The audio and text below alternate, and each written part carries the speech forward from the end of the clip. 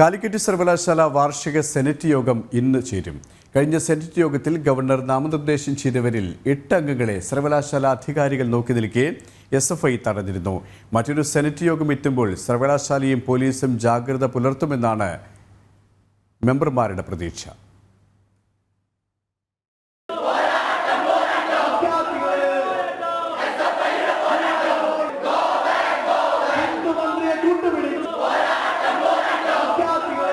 കാലിക്കറ്റ് സർവകലാശാലയിൽ കഴിഞ്ഞ സെനറ്റ് യോഗം നടന്ന ദിവസത്തെ നാടകീയ കാഴ്ചകളാണിത്. രാജ്യം പത്മശ്രീ നൽകി ആദരിച്ച ബാലൻ പൂതേരി ഉൾപ്പെടെയുള്ളവരെ SFI പ്രവർത്തകർ തടഞ്ഞു നിർത്തി. സർവകലാശാല അധികൃതരും പോലീസും നോക്കുകുത്തികളായി. എന്നാൽ സർവകലാശാലയുടെ എല്ലാ കാര്യങ്ങളിലും ഉത്തരവാദിത്ത ബോധത്തോടെ ഇടപെടുമെന്ന് പറഞ്ഞ തടയപ്പെട്ട സെനറ്റ് മെമ്പർമാർ നിയമ പോരാട്ടം നടത്തി. പിന്നാലെ ഹൈക്കോടതിയിൽ നിന്നും സംരക്ഷണം നൽകുവാനുള്ള ഉത്തരവും വന്നു.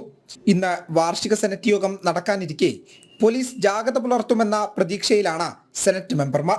10 മണിക്കാണ് സെനറ്റ് ഹാളിൽ വെച്ച് യോഗം ചേരുക. അതേസമയം മികച്ച വിദ്യാഭ്യാസ കേന്ദ്രമായി കാലിക്കറ്റ് സർവകലാശാലയെ മാറ്റാൻ വേണ്ടി പ്രവർത്തിക്കുമെന്നും ഗവർണർ നോമിനേറ്റ് ചെയ്ത സെനറ്റ് മെമ്പർമാർ വ്യക്തമാക്കുന്നുണ്ട്. VC-മാർ മുതൽ കോളേജ് അധ്യാപകർ വരെ രാഷ്ട്രീയ മേലാളന്മാരുടെ പണിയായുധങ്ങളായി മാറുന്ന സ്ഥിതിയാണ് കേരളത്തിലുള്ളതെന്നും കാലിക്കറ്റ് സർവകലാശാല സംരക്ഷണ വേദിയുടെ ആരോപണമുണ്ട്. ജനം, കോഴിക്കോട്.